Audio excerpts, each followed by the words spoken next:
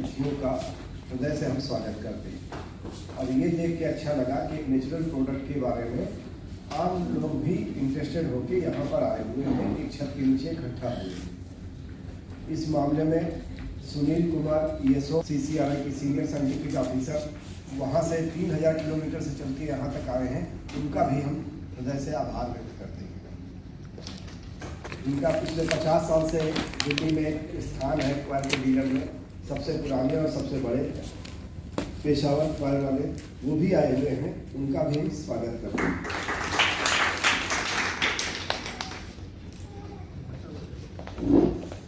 अब आती है शुरू हुआ है। JK शुक्ला, हम सेक्रेटरी हैं क्वायर बोर्ड में, और जब से प्रगति मैदान में इंडिया इंटरनेशनल ट्रेड फेयर शुरू हुआ है तब से लगातार हम लोग पार्टिसिपेट इसमें करते आ रहे हैं। और पिछले 5 सालों से कोविड वाला एक साल छोड़ के हर साल हमें अवार्ड मिल रहा है। इस साल भी हमें गोल्ड मेडल मिला, इससे पहले सिल्वर मिला, उससे पहले फिर गोल्ड मिला, उसके पहले फिर कोविड था, उसके पहले फिर हमें सिल्वर मिला। तो लगातार we are award winning gold medalist coir board, you can say. तो ये डोमेस्टिक मार्केट का क्या पोजीशन है और इंटरनेशनल मार्केट का क्या पोजीशन? इंटरनेशनल मार्केट में हमारी डिमांड कुछ प्रोडक्ट की तो इतनी है कि हम सप्लाई नहीं कर पा रहे हैं, लगातार हमारा इंक्रीज हो रहा है। कोविड का भी हमारे ऊपर कोई फ़र्क नहीं पड़ा। डोमेस्टिक मार्केट में प्राइस के कंस्टेंट को ध्यान में रखते हुए थोड़ी हमारी डिमांड कम हो रही है। उसका मेन रीज़न है कि अवेयरनेस कम है लोगों के बारे में, क्वायर के बारे में और इन्वायरमेंट के बारे में, उसको बढ़ाने की ज़रूरत है। जो डोमेस्टिक मार्केट में आपने जो प्रोडक्ट्स रखे हैं, इंटरनेशनल मार्केट में वही प्रोडक्ट ना और कुछ इंटरनेशनल मार्केट के लिए? करीब करीब सारे प्रोडक्ट एक ही हैं। अब ये बात अलग कि एक्सपोर्ट में कुछ दूसरे तरह के प्रोडक्ट ज़्यादा हैं, डोमेस्टिक में दूसरे तरह के प्रोडक्ट कम हैं, वो लोकल रिक्वायरमेंट इन्वायरमेंट के हिसाब से है। तो ये जो अभी जो डोमेस्टिक मार्केट जो है, ये मार्केट उत्तर भारत में उसका कितना ये है इम्पोर्टेंस है? उत्तर भारत में ही ज़्यादा डिमांड है, लेकिन रेट थोड़े हाई हो जाते हैं नेचुरल प्रोडक्ट होने की वजह से, और जो चाइना से आया सिंथेटिक मटेरियल है उसके रेट कम होते हैं। तो लोगों का झुकाव उस तरफ है। तो लोग कैसे समझेगा जो हमारा देश का प्रोडक्ट? उसके लिए हमने बताया ना आपको कि अवेयरनेस के बारे में हम लोग प्लान कर रहे हैं।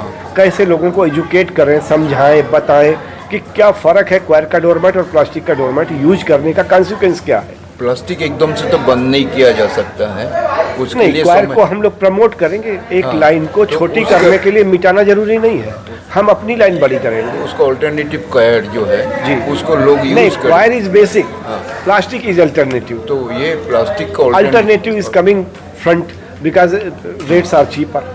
तो ये जो है डोमेस्टिक मार्केट में अगर मतलब प्लास्टिक की जगह पे क्वायर प्रोडक्ट्स अगर यूज करने लगे, शुरू करने, तो उससे तो मतलब ये है मार्केट स्टेबल हो जाएगी जी।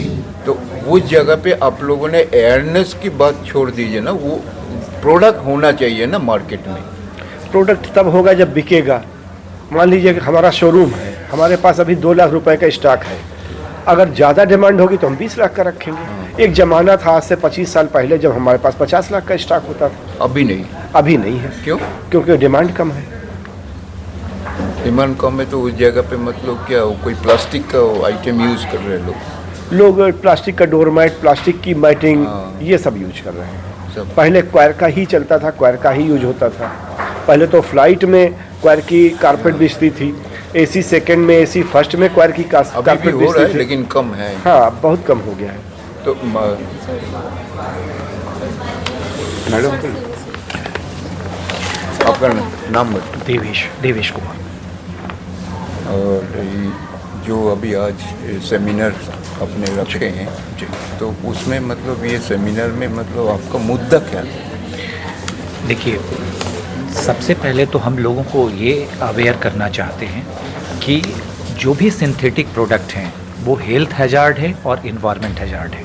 ये 2 चीज़ें लोगों को समझनी होगी। शॉर्टर रन में तो हेल्थ हैजार्ड है, ठीक है। अब जैसे एक एग्जांपल मैं दे रहा हूँ, हमारे यहाँ क्वायर के गद्दे बनते हैं। ये ऑर्थो फ्रेंडली गद्दे होते हैं और प्लस ह्यूमन बॉडी फ्रेंडली होते हैं, जो कि आमतौर पे दूसरे सिंथेटिक मटेरियल के गद्दे नहीं होते हैं, ठीक है। तो हमें केवल पेशेंट नहीं, एक हेल्दी आदमी के लिए भी ऐसे गद्दे की ज़रूरत होती है जो उसके वेलबींग को मेंटेन करे। तो ये एक अवेयरनेस अगर घर घर जाएगी तो लोग अवेयर होंगे और बहुत थोड़ा मार्जिन है, ऐसा नहीं है कि हमने डबल ट्रिपल कीमत रखी है। एक चीज़ अगर चीपर मिलती है तो उसके पीछे थोड़ा सा एक निगेटिव एस्पेक्ट जुड़ा होता है और जो नेचुरली इन्वायरमेंट से ही रिलेटेड होता है, क्योंकि हम शॉर्टर रन में सोचते हैं, बहुत लॉन्गर रन में हम नहीं सोचते। हम यहाँ ये देखें कि अगर हमारी 70 साल की ज़िंदगी है तो आने वाली पीढ़ी भी तो है, हमारे बाल बच्चे भी तो हैं, वो अगले 70 साल जिएंगे, उसके बाद अगला 70 साल होगा। तो अगर हम 500 सालों की चीज़ लेकर चलते हैं तो हमें सोचना होगा कि आने वाला समय हमारा कैसा होगा, और उसी को ध्यान में रखते हुए गवर्नमेंट की ये इनिशिएटिव है, हमारा बोर्ड ये प्रमोट कर रहा है कि आने वाले समय की मतलब हैजार्डस इम्पैक्ट को देखते हुए हम इससे कैसे नलीफाई कर सकते हैं और शॉर्टर रन में मिनिमाइज कर सकते हैं। तो हम जिस टेक्निक का इस्तेमाल कर रहे हैं वो इनोवेटिव टेक्निक से बोर्ड की रिसर्च इंस्टीट्यूट से आगे ला रहे हैं। और प्राइस डिफरेंस रिसर्च इंस्टीट्यूट का काम नहीं है, ये तो डिमांड एंड सप्लाई का इकोनॉमिक ये है, ठीक है, कंसिक्वेंसेज है। तो जैसे जैसे अवेयरनेस बढ़ेगी, लोग डिमांड ज़्यादा करेंगे, तो ऑब्वियस है कि हमारा जो ये मार्जिन है सिंथेटिक प्रोडक्ट और नेचुरल प्रोडक्ट का वो घटेगा, ठीक है, और हम बहुत कॉम्पिटिटिव होंगे। ये सिर्फ और सिर्फ लोगों की अवेयरनेस के साथ ही होता है। तो हम अवेयरनेस प्रोग्राम चला रहे हैं और इस अवेयरनेस प्रोग्राम का यही उद्देश्य है। तो इतना बड़ा देश में गुजरात कोस्ट से लेकर केरला तक सर, इतना बड़ा मतलब नारियल पेड़ों का जो ये प्रोडक्ट भी बहुत ज़्यादा ही होते हैं, तो उस एरिया पे जो लोग हैं वो भी तो काफ़ी है जी, तो वो कितना यूज़ कर रहा है? हाँ, मैं बता रहा हूँ, कोस्टल एरिया में नारियल होता है।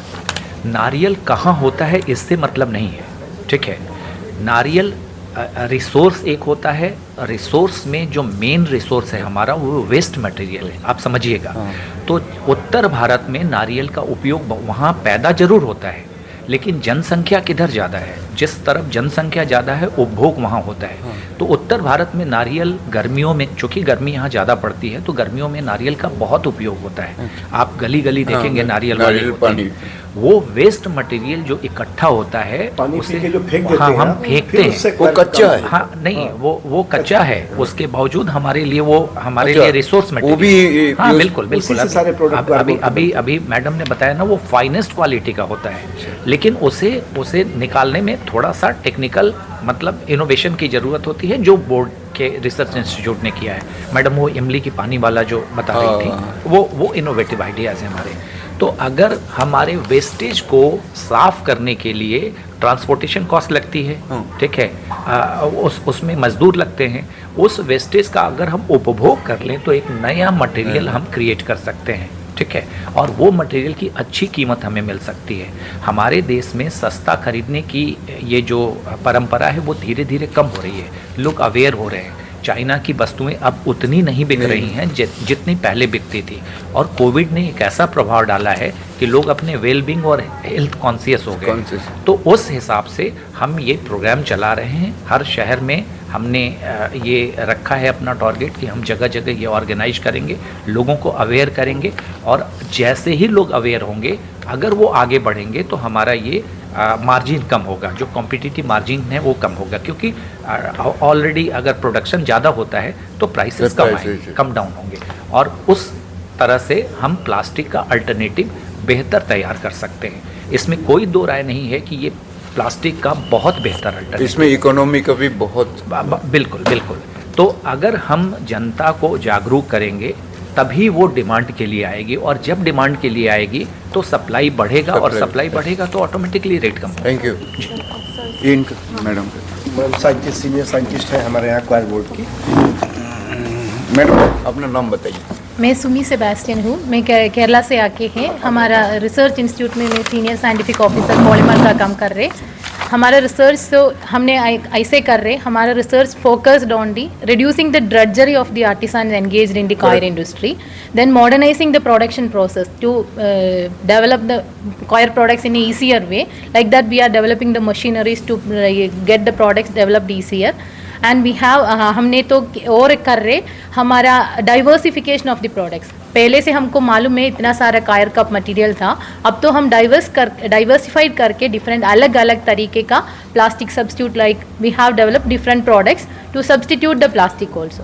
एंड हमारा रिसर्च मोटो ही हम ऐसे बताते, save nature use coir, and for that we are giving this coir, use of coir pith, that is another material. उसको ये इसका सविशेषता है, उसका बारी का 8 गुना उसको पानी स्टोर कर सकते। So the R&D is the main priority to develop all kinds of the products. And diversification of the material also. पहले जमाने से बहुत ज़्यादा प्रोडक्ट्स था, अब तो हमको कॉयर को डिफरेंट डिफरेंट एप्लीकेशन में सिंथेटिक को सब्स्टिट्यूट कर सकते। उसके लिए हमने R&D कर रहे और उसका अवेयरनेस भी दे रहे पब्लिक को। कितने लोग हैं इसके पीछे टोटल, मतलब मैन पावर कितना है इसके? R&D में इन्वॉल्व करके नहीं, टोटल हम तो कॉयर इंडस्ट्री में आर्टिसान एंगेज हो रहे, almost 8 lakhs of empowerment we are 8 giving. lakhs? Yes, almost 8 lakh, and out of which 80% are mainly lady entrepreneurs. Lady. That is the major another advantage. after Agro industry. after agriculture. Yes sir, agro industry, rural industry, and giving women empowerment, that is another important advantage of coir industry. 8 lakhs लोग are getting their bread and butter from the coir. Yes sir, yes, in the rural agro industry. Coir industry. Yes, So right now your the emphasis is to upgrade the product and as well as the Diversify the products awareness and to the reducing the drudgery of the artisans involved, and give more market promotion by involving different technologies and scientific methods for use of तो coir. आप क्या सोचते हैं, हमारा इतना बड़ा देश में कॉयर प्रोडक्ट्स खरीदने के लिए लोगों के पास तो पैसा है, जरूर है, जरूर तो है वो सर। क्यों दौड़ लगाता है दूसरे प्रोडक्ट के हम पीछे? हमको तो अवेयरनेस कम है, प्लास्टिक का लॉबिंग भी है, Correct. हमको इसको पार करना है। उसके लिए हमारा ये प्रोग्राम्स चालू है, कॉयर का इम्पोर्टेंस सबको सिखाना है। और कॉयर फ्यूचर मटेरियल है, बिल्कुल ये फ्यूचर मटेरियल रहेगा। एक दिन आएगा हमको बिल्कुल प्लास्टिक का यूज़ कम हो जाएगा, तब ये सोल्यूशन है natural coir material, and it is the strongest among any other natural material, strongest the natural fibres. It can, ये तो समुद्र का पानी में भी उसका खराब नहीं हो जाएगा, वही इसका एडवांटेज है। कोई क्लाइमेट रहता, high temperature, low temperature, salt water, any condition ये मटेरियल को विथस्टैंड हो So what is जाएगा। the message to the public? Use more coir products, save our nature and save our country. Thank you. मेरा नाम सुनील कुमार, या working as section. आज ये दिल्ली में आपने जो सेमिनार किए हैं, Yeah. उस सेमिनार में लोग जुटाने के लिए कौन सा जगह से आपने लोगों को बुलाया है? That just I will give one example also. The last year we have participated some artisans from Bhubaneswar. They have sold their products.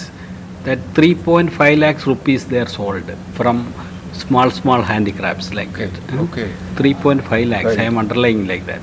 That much potential having the market in Delhi. That the 2021-22 we have in the export that one turnover that is 4,540 crore. 4,540 crore. Good. At that time, this coconut having only 3,500 crore only. That is the difference. Correct. Because main product is coconut. We are making waste out of earth. That having 1,000 crore difference is there. I see. That much so. Coir having more potential and very good future is there. So we are making waste out of earth. That is our message. So right now you are moving towards the domestic market. Yeah. Domestic market also, this northeast and Delhi area having mattress, as you know, mattress is a very good market, and also mining also, geotextile having very good, madam already told that, and road construction already NHRD already awarded and approved this using the 5% of national rural roads like that. Very good market and very good only awareness. As part of this, No, you are looking the rural market or urban market? Urban, both also we can do, because this is a natural eco-friendly item is there. Wherever we can again, the future there is no harm like that. Correct. So very good future is there. Only awareness. As part of that, we are conducting this type of programs. Right. Thank you. Right. आप अपना नाम बताइए। मेरा नाम सुरेश कुमार है। क्वायर का मैं पिछले 50 साल से काम कर रहा हूँ। करेक्ट। दिल्ली के अंदर मेरा मेन मार्केट है, ऑल ओवर इंडिया मटेरियल जाता है। पहले बहुत क्वायर का काम था, अभी 10-15 साल से थोड़ा सा क्वायर का काम कम हो गया। चाइना के मटेरियल प्लास्टिक आने से मगर फिर भी जिसने क्वायर लेना है वो क्वायर ही लेता है, क्योंकि नेचुरल प्रोडक्ट है। और वही अब थोड़े टाइम में अभी क्वायर का सेल थोड़ा ऊपर जा रहा है। और अभी जैसे इन्होंने सेमिनार किया है और भी इनके अच्छे सजेशन है। तो ये आप बोलना चाहते हैं ये सेमिनार बहुत जरूरी है ताकि लोगों को 2-3 महीने में 4 महीने को कुछ ना कुछ टच रहना चाहिए पार्टी से। सर क्या कारण है कि लोग प्लास्टिक ज़्यादा खरीदते हैं और क्वायर का जो मटेरियल होता है वो नहीं खरीदते? क्या अट्रैक्टिव वो ज़्यादा होता है मैडम, प्लास्टिक का प्लास्टिक मटेरियल होता है ना, एक तो सफाई के लिए इजी रहता है और हल्का होता है। क्वायर का आइटम डोरमेट लेंगे तो हैवी होता है, मगर उसका लाइफ होता है। नेचुरल प्रोडक्ट क्वायर ही है। आप पीवी से थोड़ा दिन खड़े रहोगे तो आपको थोड़ा प्रॉब्लम आएगा।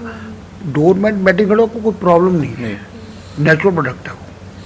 अब बाहर मेनली 3 कारण। बाहर विदेश में जाएंगे ना, पहला कारण तो ये है कि चीपर होता है, प्लास्टिक प्रोडक्ट जो भी होता है चीपर होता है, ठीक है। दूसरा कारण है जैसा कि मैम ने बताया, डाइवर्सिफाइड प्रोडक्ट्स हैं प्लास्टिक में। आप एक घर में मान लीजिए कालीन के लिए आप हमारे पास आते हैं, डोरमेट अगर हमारे पास नहीं हो तो आपको घर की सारी चीज़ें, पर्दे नहीं हो हमारे पास, तो आप ऐसी जगह जाएंगे जहां सारा अवेलेबल हो। तो हमारे पास पहले इतना डाइवर्सिफिकेशन नहीं था, अब हमारे पास उस तरह का डाइवर्सिफिकेशन है कि आप एक जगह से एक ही मतलब छत के नीचे सारी चीज़ें खरीद सकते हैं। तीसरी चीज़ है कि क्वालिटी उस तरह की नहीं होती थी। पहले चूँकि प्लास्टिक अवेलेबल नहीं था, जैसा कि सर ने बताया कि पहले फर्स्ट क्लास में बिकता था, विमानों में बिकता था, तो पहले प्लास्टिक की इतनी बेहतर क्वालिटी अवेलेबल नहीं थी, इसलिए हमारी चीज़ों का उपयोग होता था। जैसे जैसे प्लास्टिक ने हमें रिप्लेस किया और हम पीछे रह गए, तो अब हमने अपलिफ्टमेंट किया है। टेक्नोलॉजी वाइज हम बहुत इनोवेटिव हैं और वर्ल्ड में one of the best technology हमारी है, ठीक है। इस प्रोडक्ट में बहुत ज़्यादा डेवलप्ड नेशन में ये चीज़ें होती नहीं हैं, कोस्टल एरियाज़ में होती हैं जो गरीब देश हैं, तो हम वहाँ से मटेरियल आउटसोर्स भी कर सकते हैं। टेक्नोलॉजी अपलिफ्टमेंट हमारा कंटिन्यूअस जारी है, बोर्ड बहुत अच्छा काम कर रहा है। और अगर डाइवर्सिफिकेशन होता है और क्वालिटी इम्प्रूवमेंट होती है और पब्लिक डिमांड आती है तो निश्चित तौर पे हम प्लास्टिक के पैरेलल अपने आप को प्लेस कर सकते हैं। थैंक यू सर मैसेज कुछ देंगे? तो हम तो यही कहेंगे कि क्वायर का जो मटेरियल आ रहा है, ये क्वायर बोर्ड वाले पार्टियों को बुला के सब काम अच्छा करें, इनके लिए बेटर है। सेल आगे बढ़ेगा, आने वाला टाइम क्वायर का आने वाला है, क्योंकि पहले जूट और क्वायर 2 ही आइटम चलती थी। जूट बंगाल से, क्वायर केरला से, मगर अभी जो क्वायर है फिर भी अभी बहुत चल रहा है। क्वायर एक चीज़ अच्छी है और नेचुरल प्रोडक्ट है, ख़राब होता नहीं है। जो चीज़ हमने प्रगति मैदान पे देखे थे, ठीक है जी, वो तो बिक जाते थे सब कुछ। हाँ जी। और तो वो अगर बिक जाते थे तो फिर अब डोमेस्टिक मार्केट खराब क्यों है? एक्चुअली क्या है कि कुछ तो प्राइस क्वायर के काफ़ी हाई हो गए हैं, बहुत हाई है। अब नेचुरल प्रोडक्ट में नॉन वन आ गया, वो जो आर्टिफिशियल वो बिछाया, यूजन थ्रो बिछा दिया। अब प्रगति में पहले अगर हम पिछले 20-25 साल पुरानी बात सोचें तो क्वायर ही बिछता था। टोटल पार्ट एग्जीबिशन लगे, कहीं ना कहीं क्वायर हो, नेचुरल कलर कुछ भी है। नहीं, पीछे 5 साल पहले भी मैंने देखा क्वायर का वो अभी भी क्वायर जाता है, अभी भी हमसे सब लोग खत्म हो गया। हम वही ले लेते थे सभी लोग, हम मतलब डोमेस्टिक देते हैं उनको, अभी भी देते हैं। हम काफ़ी स्टॉक रखते हैं, 24 आवर स्टॉक रहता है। कोई फेयर होगा, डोरमेट होगा, कुछ लेके जाते हैं हमसे काफ़ी। एयरपोर्ट पे वो जो